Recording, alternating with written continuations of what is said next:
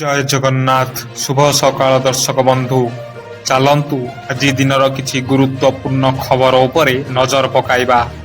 ତା ପୂର୍ବରୁ ଆମ ଚ୍ୟାନେଲକୁ ନୂଆ ଆସିଥିଲେ ଚ୍ୟାନେଲକୁ ସବସ୍କ୍ରାଇବ୍ କରି ପାଖରେ ଥିବା ବେଲ୍ ଆଇକନକୁ କ୍ଲିକ୍ କରି ନିଅନ୍ତୁ। ପ୍ରଥମ ଖବର, ନେତାଙ୍କୁ ସମ୍ମାନ ନ ଦେଲେ ଆକ୍ସନ ଏଣିକି ନେତାଙ୍କୁ ଦେଖିଲେ ଛିଡ଼ା ହୋଇ ହାତ ଯୋଡ଼ିବେ। ନିର୍ବାଚିତ ବିଧାୟକ ଓ ସାଂସଦକୁ ଅସମ୍ମାନ କଲେ କିମ୍ବା ସେମାନଙ୍କ ନିର୍ଦ୍ଦେଶକୁ ହେୟ ଜ୍ଞାନ କଲେ କାର୍ଯ୍ୟାନୁଷ୍ଠାନ ହେବ। କେନ୍ଦ୍ର କର୍ମୀଙ୍କ ମନ୍ତ୍ରଣାଳୟ ସତର୍କ କରାଇ ଦେଇଛି ଯେ ବିଧାୟକ ଓ ସାଂସଦକୁ ସମ୍ମାନ ଦେବା ପାଇଁ ଉଦ୍ଦିଷ୍ଟ ପ୍ରୋଟୋକଲକୁ ନ ମାନିଲେ, ଏପରିକି ନିଜର ବଦଳି କିମ୍ବା ପଦୋନ୍ନତି ତଥା ବ୍ୟକ୍ତିଗତ ସ୍ୱାର୍ଥ ପାଇଁ କୌଣସି ରାଜନୈତିକ ଚାପ ପକାଇଲେ ସରକାରୀ ନିୟମ ଅନୁସାରେ ଦୃଢ଼ କାର୍ଯ୍ୟାନୁଷ୍ଠାନ ହେବ। ପରବର୍ତ୍ତୀ ଖବର, ଆଇଏମ୍ଡିର ଚେତାବନୀ 3 ଦିନ ପର୍ଯ୍ୟନ୍ତ ପ୍ରବଳ ବର୍ଷା। ସାରା ଦେଶରେ ପାଣିପାଗ ଏବେ ପରିବର୍ତ୍ତନ ହେଉଥିବା ପରି ମନେ ହେଉଛି।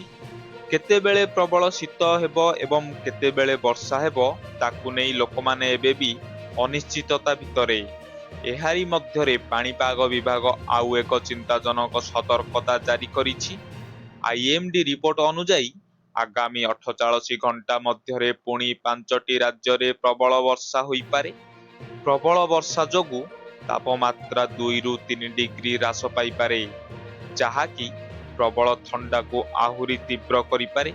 ପୂର୍ବ ଭାରତ ପାଇଁ ଏକ ଖରାପ ପାଣିପାଗ ସତର୍କତା ମଧ୍ୟ ଜାରି କରାଯାଇଛି। ପରବର୍ତ୍ତୀ ଖବର, ଗୁଟ୍ଖା ଉଭାନ, କଳାବଜାରୀ ମାଲେମାଲ। ରାଜ୍ୟ ସରକାରଙ୍କ ତମାଖୁ ଓ ନିକୋଟିନ୍ ଯୁକ୍ତ ସମସ୍ତ ଉତ୍ପାଦ ଉପରେ କଟକଣା ଲଗାଇବା ପରେ ରାଜ୍ୟର ବିଭିନ୍ନ ସହରରେ ତମାଖୁ ଉତ୍ପାଦ ଉଭାନ ହୋଇଯାଇଛି। କିନ୍ତୁ କିଛି ଅସାଧୁ ବ୍ୟବସାୟୀ ବଜାରରେ ଦରରେ ଏହାକୁ ବିକ୍ରି କରି ମାଲେମାଲ ହେଉଥିବା ଦେଖିବାକୁ ମିଳିଛି। ସରକାରଙ୍କ ନିଷ୍ପତ୍ତିକୁ ଅବମାନନା କରୁଥିବା ନଜରକୁ ଆସିଲେ ଜରିମାନା ସହ କାର୍ଯ୍ୟାନୁଷ୍ଠାନ ନିଆଯିବ ବୋଲି କର୍ତ୍ତୃପକ୍ଷ ସୂଚନା ଦେଇଛନ୍ତି। ପରବର୍ତ୍ତୀ ଖବର, ଗୋ ମାଫିଆଙ୍କ ବ୍ୟାଙ୍କ ବାଲାନ୍ସ ଦେଖି ପୋଲିସ ତାଜୁବ। ଗୋ ମାଫିଆଙ୍କ ବ୍ୟାଙ୍କ ଆକାଉଣ୍ଟ ଓ ଲକର ଖୋଲାଯାଇଛି। କେନ୍ଦୁଝର ପୋଲିସ ପକ୍ଷରୁ ଯାଞ୍ଚ କରାଯାଉଛି। 5ଟି ଜିଲ୍ଲାରେ ପୋଲିସକୁ ମିଳିଛି ଗୋ ମାଫିଆଙ୍କର 200ଟି ଆକାଉଣ୍ଟ। ସେଥିରୁ 121ଟି ଆକାଉଣ୍ଟ ଯାଞ୍ଚ କରାଯାଇ 4,40,00,00,000 ଟଙ୍କା ଜବତ କରାଯାଇଛି।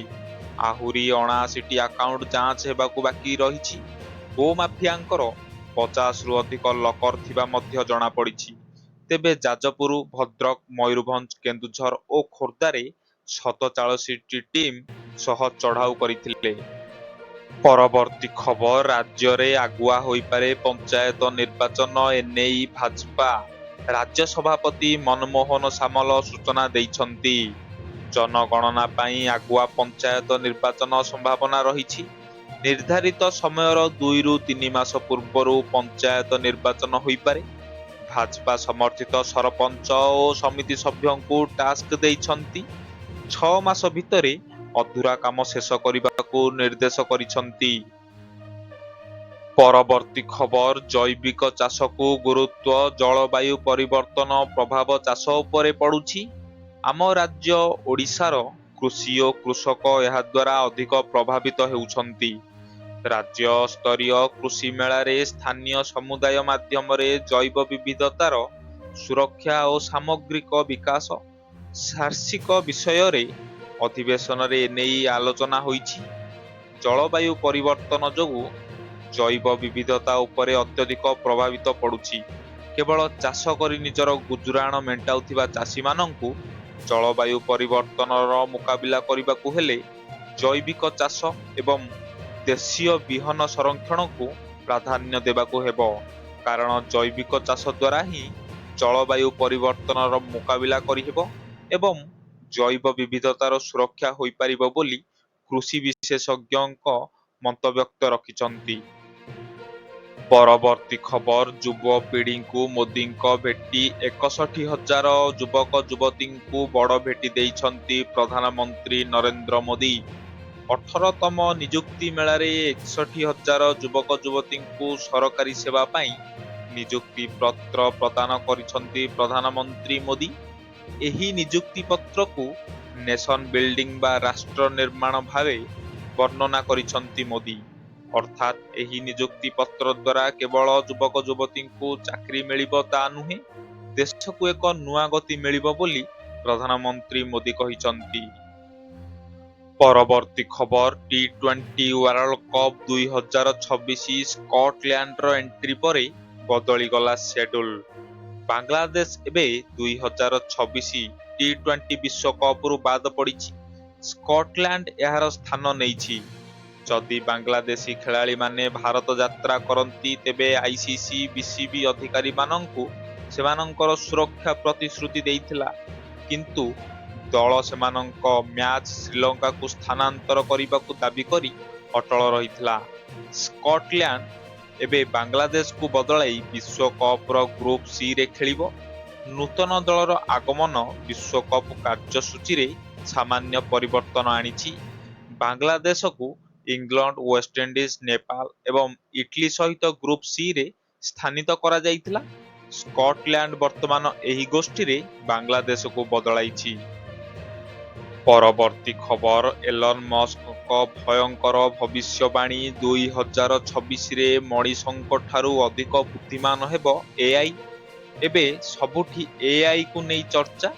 ବର୍ତ୍ତମାନ ସମୟରେ କିଛି ବି କାର୍ଯ୍ୟ ହେଉନା କାହିଁକି ସମସ୍ତେ ଆର୍ଟିଫିସିଆଲ ଇଣ୍ଟେଲିଜେନ୍ସ ଉପରେ ନିର୍ଭର କରୁଛନ୍ତି। ଏସବୁ ମଧ୍ୟରେ କୃତ୍ରିମ ବୁଦ୍ଧିମତ୍ତା ସମ୍ବନ୍ଧୀୟ ପ୍ରଶ୍ନ ବହୁଦିନ ଧରି ପଚରାଯାଉଛି। କେବେ ମେସିନ୍ ମଣିଷ ଅପେକ୍ଷା ଅଧିକ ବୁଦ୍ଧିମାନ ହେବ? ଆଉ ଏବେ ବିଶ୍ୱ ପ୍ରସିଦ୍ଧ ଟେକ୍ ଉଦ୍ୟୋଗୀ ଏଲନ୍ ମସ୍କ ଏକ ଆଶ୍ଚର୍ଯ୍ୟଜନକ ଭବିଷ୍ୟବାଣୀ କରିଛନ୍ତି। ସେ କହିଛନ୍ତି ଯେ ଏହି ଭବିଷ୍ୟତ ବହୁତ ଦୂରରେ ନୁହେଁ, କିନ୍ତୁ ଆଗାମୀ କିଛି ବର୍ଷ ମଧ୍ୟରେ ଏହା ହୋଇପାରେ। ପରବର୍ତ୍ତୀ ଖବର, ଭାରତକୁ ନେଇ ବଡ଼ ଘୋଷଣା କରିପାରେ ଆମେରିକା, ଭାରତର ବଡ଼ କୂଟନୈତିକ ବିଜୟ। ଏଭଳି କିଛି ସଂକେତ ଦେଖାଇଛି ଖୋଦ୍ ଆମେରିକା। ଯେଉଁ କାରଣ ପାଇଁ ଭାରତ ଉପରେ ବଡ଼ ଟାରିଫ୍ ଲଗାଇଥିଲା ଆମେରିକା, ସେହିଥିରେ ଆଜି ଭାରତର ବିଜୟ ହେବାକୁ ଯାଉଛି। ଭାରତ ଉପରୁ ଟାରିଫ୍ ହଟାଇବାକୁ ଯାଉଛି ଆମେରିକା। ଏଭଳି ଘୋଷଣା କରିଛନ୍ତି ଆମେରିକା ଟ୍ରେଜେରୀ ସଚିବ ସ୍କଟ୍ ବେସାଣ୍ଟ।